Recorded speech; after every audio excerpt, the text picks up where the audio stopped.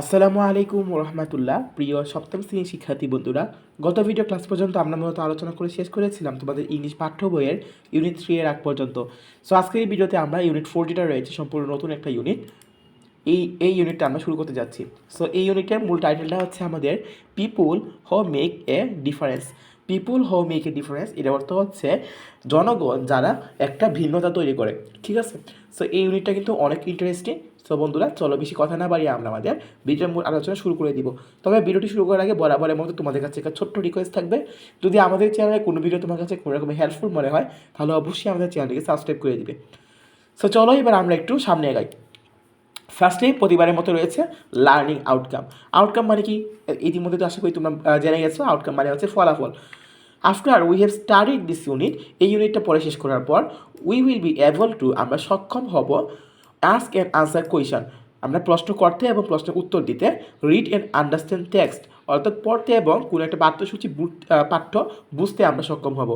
Read, recite and understand poems.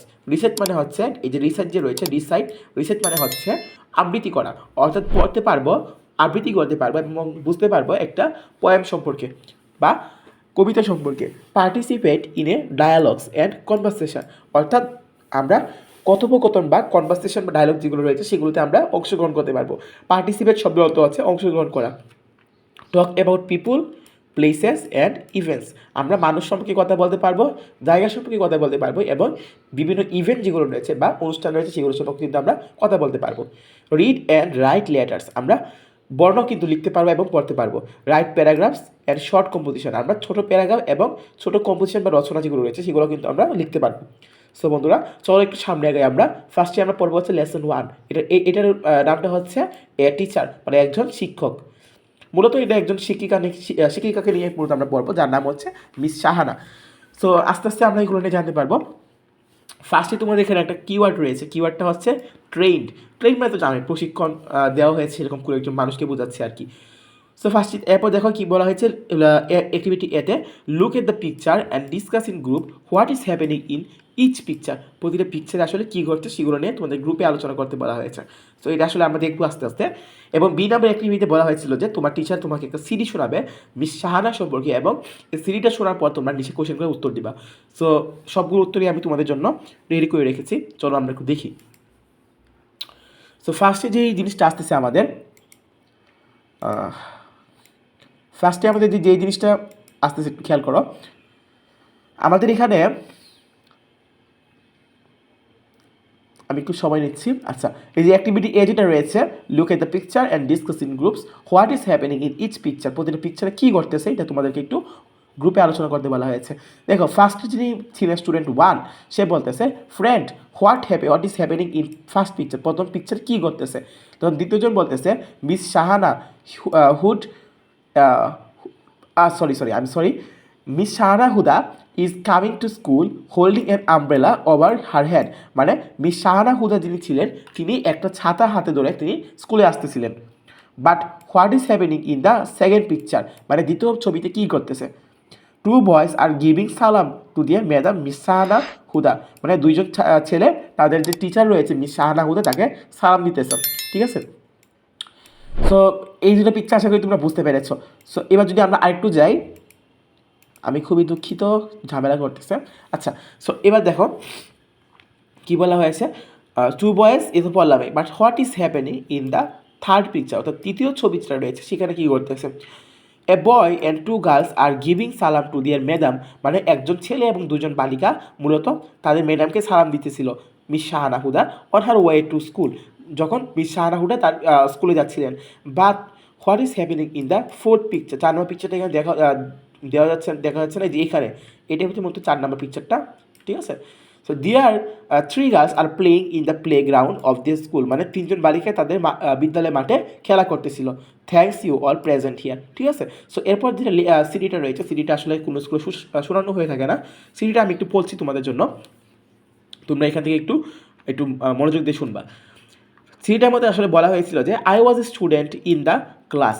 ঠিক আছে, I was a good student in the class, আমি আমার ক্লাসে বা শ্রেণীকক্ষে আমি একজন ভালো শিক্ষার্থী ছিলাম। I passed my SSC exam in 2000,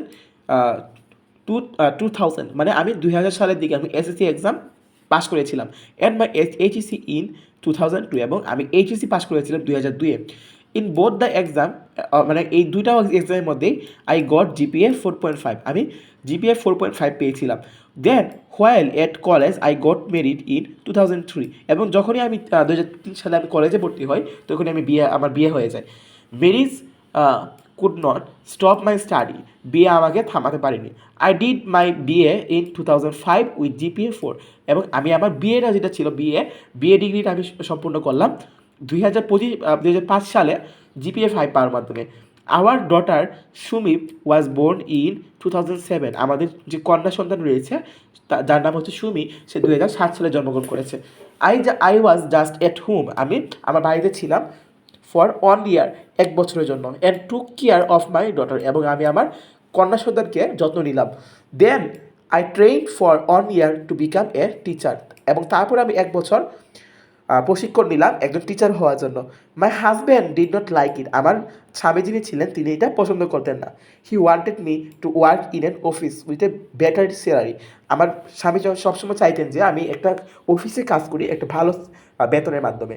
so এটা আসলে কে বলতেছে, এটা আসলে বলতেছে হচ্ছে মিস শাহানা হুদা, ঠিক আছে। সো এটা আসলে তোমাদের বইয়ে নাই, বইয়ের বাইরে থেকে এটা মূলত তোমাদের ক্লাসে এটা সিডি আকারে শোনানোর কথা, কিন্তু বাংলাদেশের স্কুলগুলোতে বেশিরভাগ স্কুলগুলোতে এগুলো শোনানো হয় না। সো এখান থেকে তোমাদেরকে জানানোর জন্য একটু পড়ে দিলাম।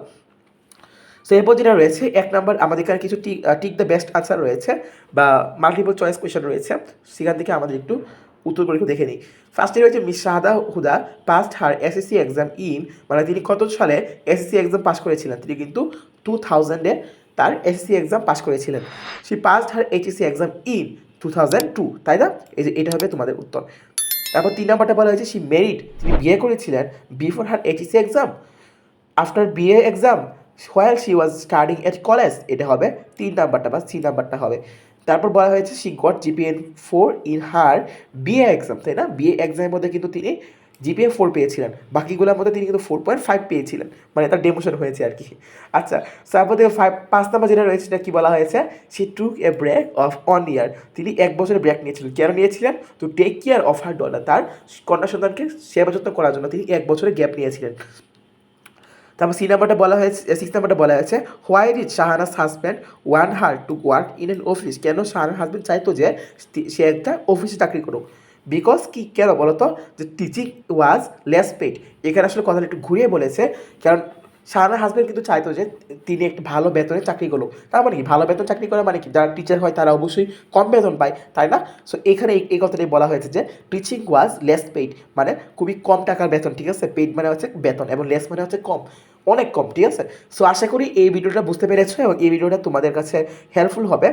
সো আজকের মতো ভিডিও আমরা এখানে শেষ করছি। আর আরেকটা কথা বলে রাখি, এই লেসনটা কিন্তু যেটা পড়লাম লেসন 1, এটা তেমন একটা ইম্পর্টেন্ট না, মূল ইম্পর্টেন্ট লেসন শুরু হবে তোমাদের পরের লেসনগুলো থেকে। সো এটা এত বেশি ভালো করে পড়ার প্রয়োজন নাই, যেগুলো তোমাদেরকে দেখিয়ে দিয়েছি সেগুলো পড়লেই হবে। সো আজকের মতো ভিডিও আমরা এখানে শেষ করছি, দেখা হবে নেক্সট লেসনে। ততক্ষণ ভালো থাকবা, সুস্থ থাকবা, আল্লাহ হাফেজ।